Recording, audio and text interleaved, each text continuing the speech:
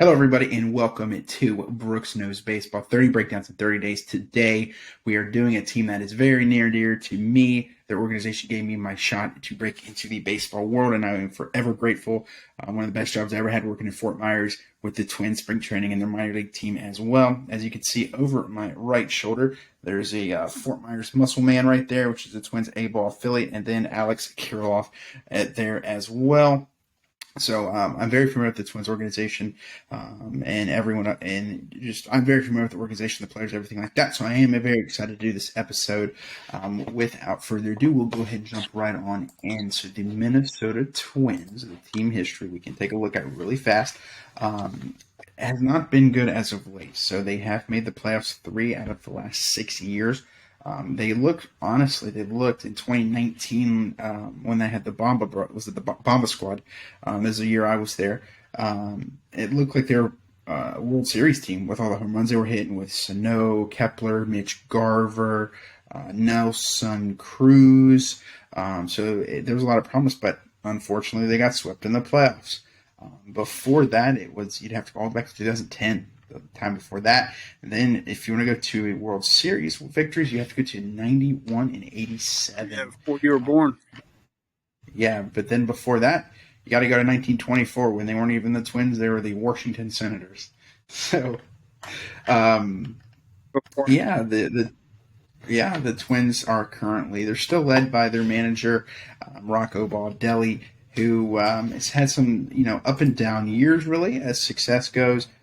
He's had some really good years, winning over 100 games, and then the COVID year, making the playoffs as well. What do you think better win this year? He's probably going. Absolutely. There's too much talent there for them not to make the playoffs this year. But without further ado, John, I'll let you go ahead and hop in, and we'll go start this episode like we always do with it's Minnesota Twins. Yeah, their arrivals or acquisitions. I guess the biggest thing they did was Lopez, the pitcher, the right-handed pitcher for Arez. That had to be. Now, let me jump in. I know you just started, but I do think losing Luis Arez is detrimental. However, he has no power whatsoever, and they're putting him at first base. Was he? He was nothing special in defense. They put him at first base. And first base, you need to get power. Luis got on base, and from everything that I've heard, I've never personally had interaction with him, but I know people have had great interactions with him. They said he's a great guy, so he's definitely going to be a guy. I know that's going to be missed there, but I've always liked him. I know they said half of his season in Fort Myers, he hit 500, which is, you look at him how he's doing now, you believe it, batting title. But yeah, wish him all the best. All right, moving on. Kyle Farmer, they got him. He can play anywhere in the infield. Especially on the left side of the infield. Came from Cincinnati Reds, originally with the Dodgers. They got Christian Vasquez, catcher. And these guys, I'll go more when we go breakdown positions more about them. But then they got Gallo, so I guess they needed a strikeout quota. So they got Gallo. And one of the biggest offseason things they did was re-sign Carlos Correa. And it did not look like he was their third choice. They were his third choice. Yeah. San Fernando didn't want him. New York didn't want him. I guess he said, you know what, I go with what I know. Do you think that'll have any effect on him as a player? No, he's a good player. He's a really good player. I think he's a very good player as well, but I think he's a tad overrated, especially on the glove side. I looked at his numbers. They're not bad. Are they superstar numbers or are they good numbers? They're pretty good all the way around. Last year was not superstar numbers. He's pretty good. I'm not saying he's not good, but I'm just saying last year, 291 with 22 home runs, 64 RBIs. Those are good numbers. Those are not superstar numbers. Yeah. All right. Anyway, sorry. Rotation. You ready? Yeah. I got Sonny Gray, Pablo Lopez, Tyler Molly, Joe Ryan, and Kenta Maeda. And that's a big comeback too. Right. If he's healthy and if he's back on, I think it's huge. Yeah, if his slider's on, but they say he's looking all right in the spring. Chris Paddock will come back at some time. I think he's a fourth or fifth kind of guy. And then they were using Bailey Ober, but he didn't start that much last year. You know, he's a 6'9". Did you realize that? Bailey Ober. I did know that. Yeah, I did. but Sonny Gray's consistent, pretty decent pitcher year after year. But like last year, he made 24 starts. He was on the injured list like 3 times. He's got a 4-pitch mix. Relies on his curve. I guess this is his big pitch. He was 8-5, 3.28 ERA. And then Lopez pitched 180 innings. Five pitch mix, 117 whip, 32 starts. Awesome changeup, falls off the table, man. Good fastball. His other 3 pitches need work. Then you go to Tyler Molly. All their starters are right-handed, by the way. Most of their bullpen. I'm sorry if I missed it. Did you mention Joe Ryan yet? No, I'm getting to him. Okay. Molly, he had a 4.4 ERA. Last year's lifetime's 4.35, so you know what you're getting. Good splitter that he's worked on helped him. He had shoulder issues last year, so that may, who knows if he's completely healthy. Then you got Joe Ryan. He really started out good, 13-8, 3.55 ERA, 110 WHIP. He was a rookie. A lot of strikeouts, not many walks. I like him a lot. Then my age, you know what the great thing is about him? Oh. You know how they acquired him? No. Nelson Cruz trade. Ooh, that was a steal. Their GM, and we'll get to it later. Like the Barrios trade, I think was instrumental in them being a contender when they traded him. And we'll get into that when we can talk about some more players. But there's a process. Go ahead. I was going to say when you get Bailey Ober. Yeah. He has not pitched over 100 innings since he was in college in like 2014. I think I wrote down here. Yeah. Yep. He's got 92-mile-an-hour fastball for a boy that big. But, when you're 6'9", your release is closer to the plate, so it probably seems faster than that. It's kind of always top of the zone, slider and a curve. And like I said, Paddock's throwing. So who knows when he's coming back. So, that's 1, 2, 3. If the numbers 1, 2, 3, 4, 5, 6, 7 options for starting pitching. And what do you think? You think Simeon Woods Richardson has a chance to break into the staff this year? I don't know. I guess Speaking the 8-1. He's probably number 8 on their list for starters, I would imagine. Didn't they get him from Toronto? Yeah, he was in the Barrios trade as well. So Barrios, I think Toronto overpaid, especially looking at Barrios, what's going on with him. Mm-hmm. But Woods Richardson, to me, wasn't even the best part of that deal. Okay, and then the bullpen. Well, they had Jorge Lopez. They got him from the Orioles. Yep. Emilio Pagan. I don't think Lopez is as good as his numbers were last year after watching him for a long time. Good fastball, curve, 2.54 ERA last year, 67 games, 118 WHIP, 23 saves. His career basically turned his career around last year. I thought he was close to being on his way out. But you mentioned Pagan, 96-mile-an-hour, high spin rate. It's 59 games. He's solid. I'm worried about him, though. If you look at his numbers, they're not trending great. But I like him. You know who I like? Want to watch more? Who's that? Johan Duran. The guy, the soft tosser. Yeah, 101-mile-an-hour fastball, high 80s curve, big strikeout guy, 0.98 WHIP, low walks, had 8 saves, strikes out a lot of people. They got Griffin Jacks pitched in 65 games. Pagan, they got McGill, another big boy. Gilmore. Who? Caleb Gilmore. Yeah, well, I'm holding him off for a reason. McGill, 98-mile-an-hour fastball, but he didn't command it, so he almost had a 1.5 WHIP last year. They said they signed Jeff Hoffman from the Reds, and they said he may take somebody's spot in the bullpen. But when you get Steel Bar, he's the only left-hander I see on the team. Could harm them a little bit. But he had that career year for him, 3.49 ERA, 67 games. I like him. Yeah. 116 WHIP. Pays a lot, good control, fastball slider mix. That's all I got on the pitching staff really for now. let's go ahead and jump right on in. So first, we'll go to another newcomer. First, we'll talk about Ryan Jeffers, who I don't think really has any value as far as offense goes. But Mm-hmm. Christian Vasquez Yeah. looked like last year. He did have a little bit left in the tank at 274. His power is pretty much non-existent. And the other thing I'm worried about, he's going to be 32. Well, Um, he's a solid player. He's good defense, blocks balls in dirt good. But you know what I think is a good thing why they probably signed him? You know, their playoff record sucks. So he's a winner. You know, he's won 2 World Series.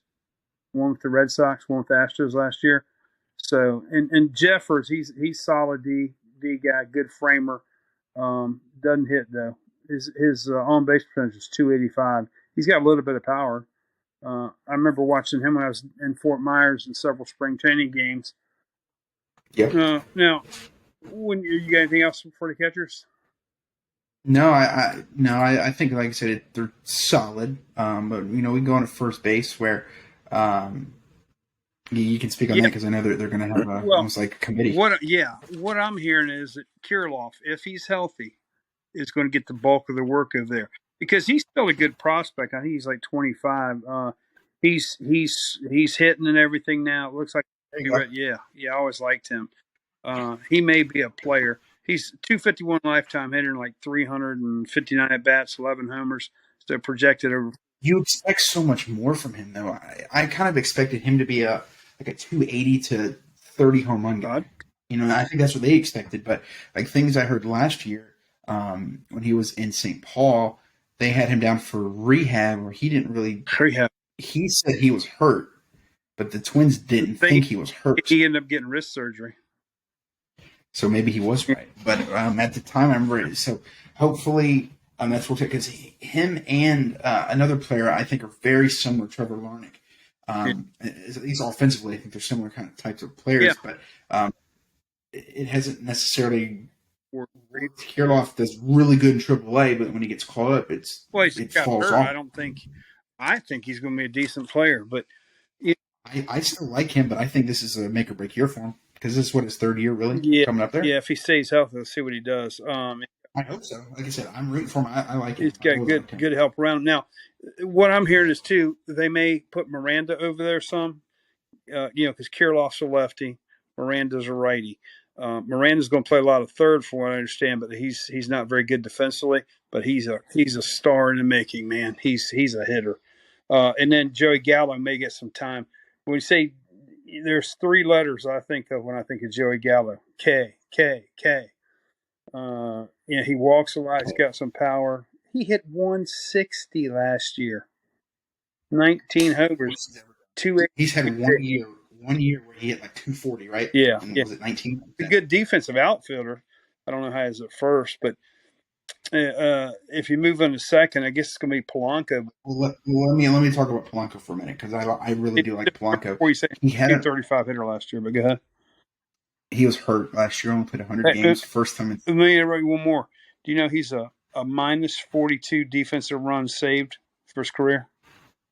Well, if he's healthy, when he's healthy, offensively, he's a top 5 offensive second baseman in the league. So if you take away last year, you can't take away 346 on base last year.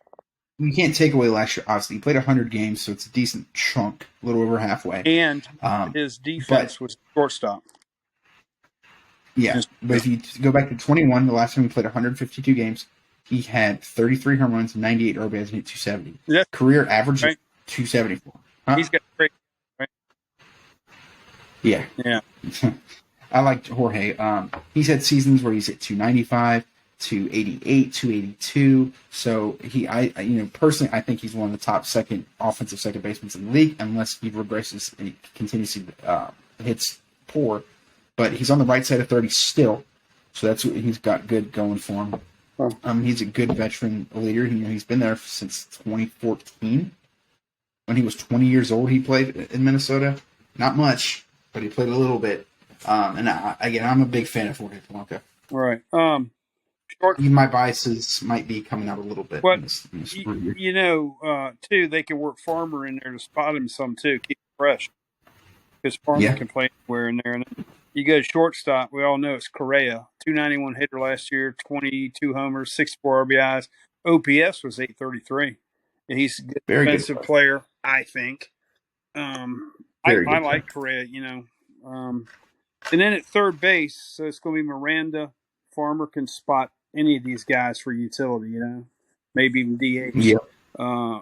Farmer had 14 home runs last year in Cincinnati. Had no help, no players. Yeah. He's a solid defensive player. But back to Miranda, I think a lot of him.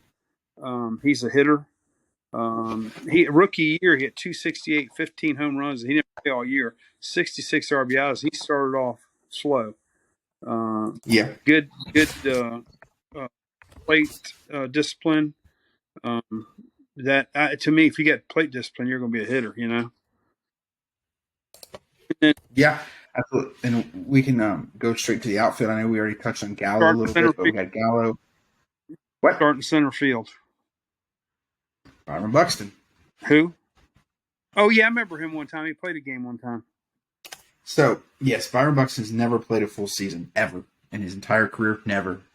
However, when he's on, he wasn't on last year. When he's on, he's potential to be a top 5 player. Well, I dug this up. The team has a 569 winning percentage when he plays, 473 when he doesn't. He can do everything. He can do everything. He's a platinum glove fielder. And he's fast. His power, speed. Yeah, but I wouldn't steal with him. I wouldn't if I was the man. If I was, I forget their manager's name. That's on the tip of my tongue. Rocco. Yeah. If I was Baldelli, I wouldn't steal. He wouldn't have one stolen base ever. No. Ever. And you realize he had 28 home runs last year. Okay, solid number. Do you realize he played 340 at bats though? Had 28 home runs. That's what I'm saying. Full season, he's 50 home run man. Yeah. So I'd like to see him play all year. If he plays all year, them in Cleveland are going to be neck and neck. He'll be MVP guy if he plays all year. I don't think he will because he never has. Maybe that's a shame. Get 100. If they get 120 games out of him, 110 games. He got a new career too. Truck driver. No, he wants to do that. He said, but he sings now. There's a commercial. There's a commercial. I was listening to Minnesota game today, and he was singing on a commercial. I was really impressed.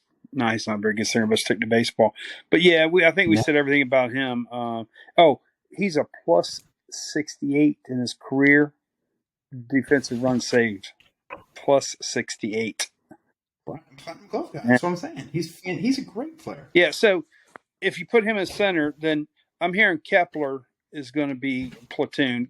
Kepler, it's time to move away from Kepler. Send him back to Germany because he's no baseball player. Maybe a good place. Maybe he can try ballet like his mama. Yeah. Where's dad? One of his parents did ballet. His dad, I think. He was I think both of them maybe. He's a 227 hitter, 9 homers. He's a big boy. And 300. He's a nice guy too, though. I like him as personally. Yeah. 388 at 100. Well, let me say this. I was working with the German American Club in Fort Myers, and he agreed to send an autographed ball to them from Minnesota. So I think that's pretty nice of him. Yeah. He didn't have to do that. No. Then Celestino's hurt. He's going to be out for a while. So I assume they were going to rotate those guys in and out. But you got Michael A. Taylor. He's primarily center fielder. I guess he's insurance. But didn't he with the Royals last year? He was decent. That was his career year because I watched a lot of national baseball and I used to despise him because he could.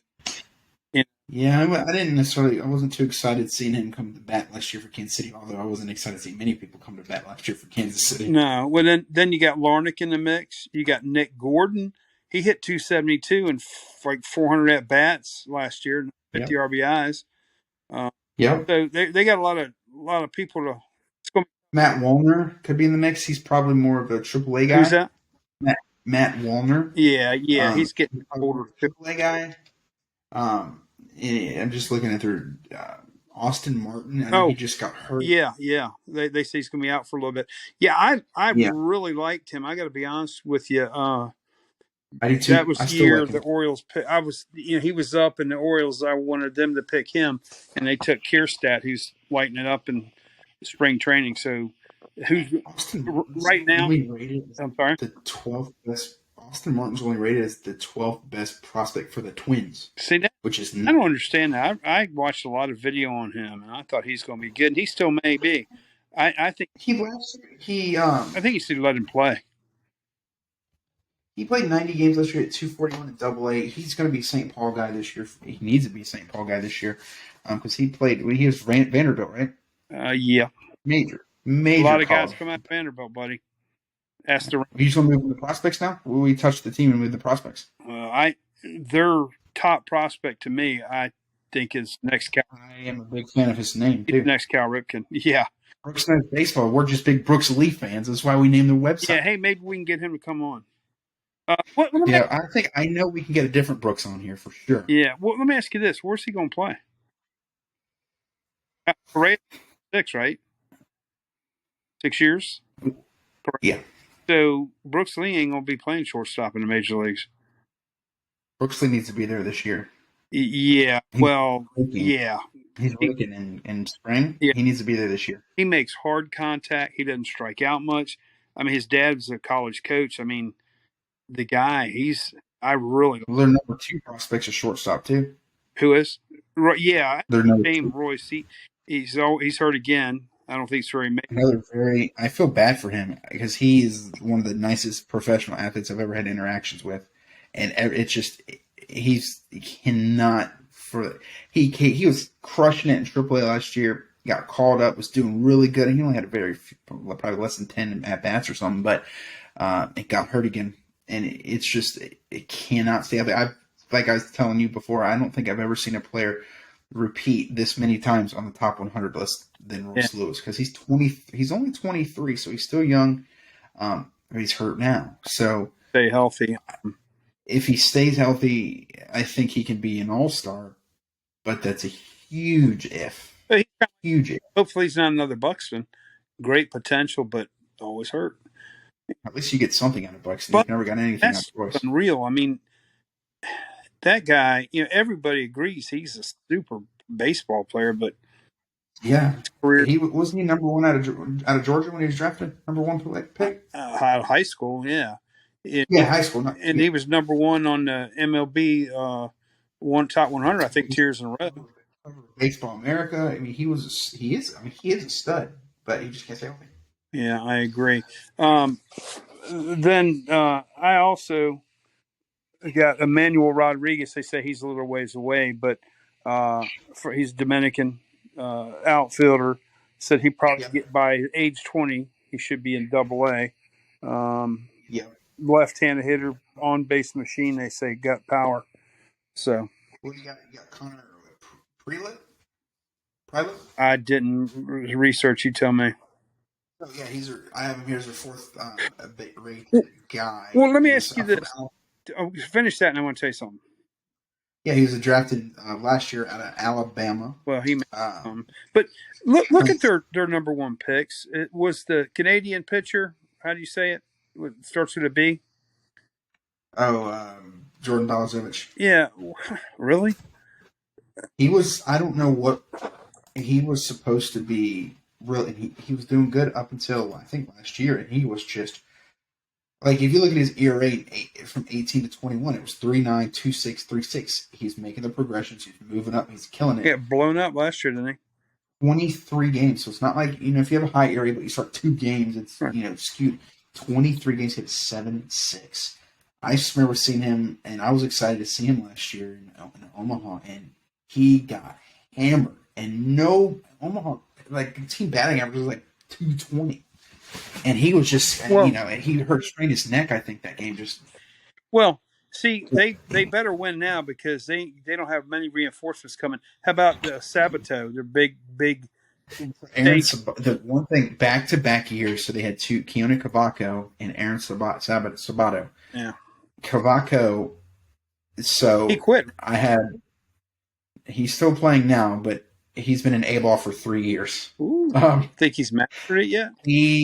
I question his love of the game and his want to play the game based off of things that I've heard, and that's a shame. And it seems like, I've never had any interactions. They should have knew that. Huh? They should have knew that.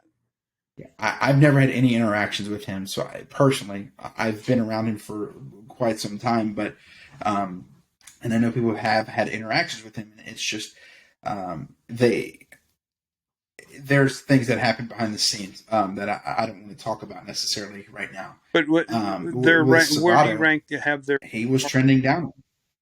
their farm system? Cavaco is ranked 30th.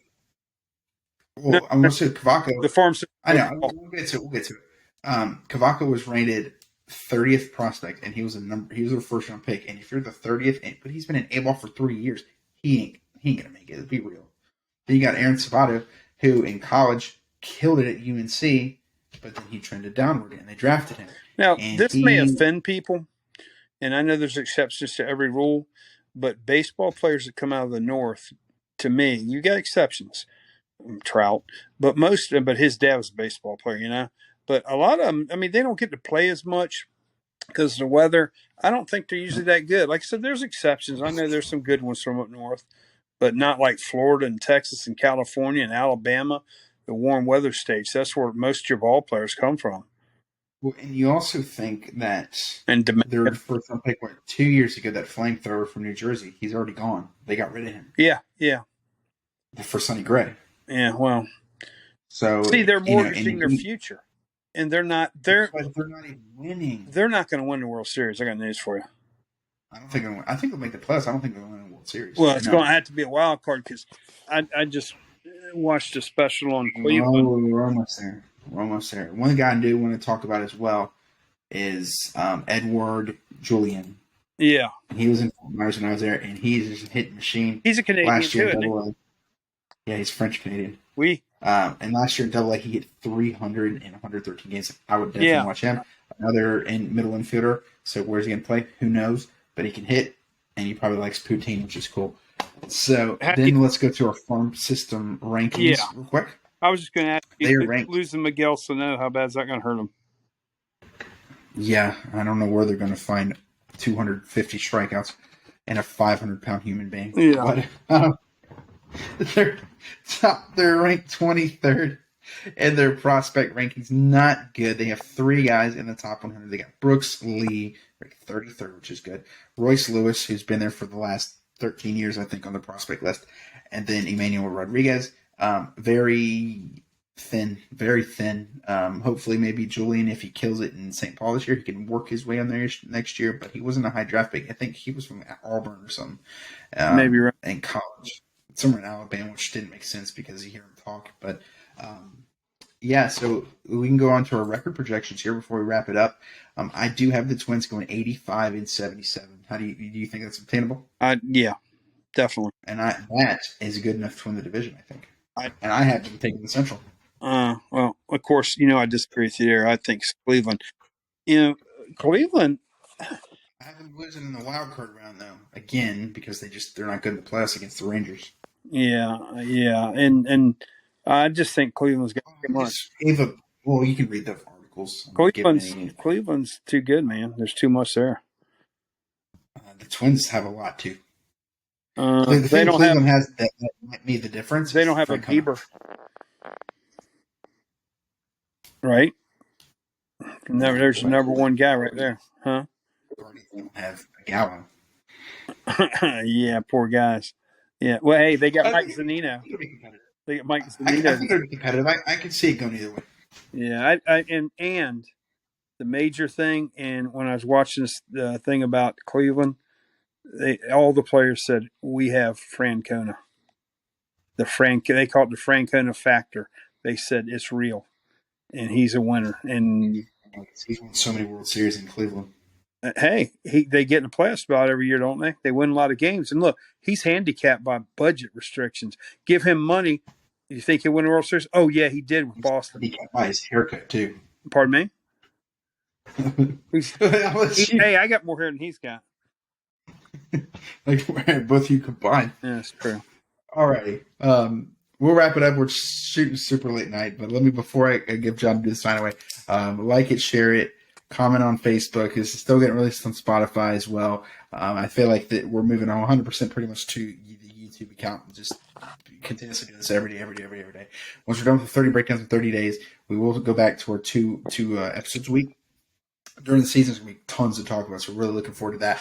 And again, today's episode is brought to you by Jane's Creations, which is going to see back there for the rest of the probably for quite some time. It's going to be back there. So, she's super duper talented. But yeah, John, let's do the sign off and we can let him get out of here. You got to help me with part of it. Remember, that's all for now, folks. We'll see you next time on Brooks Knows Brooks. Baseball. There you go. You're getting better. Good night, John Boy.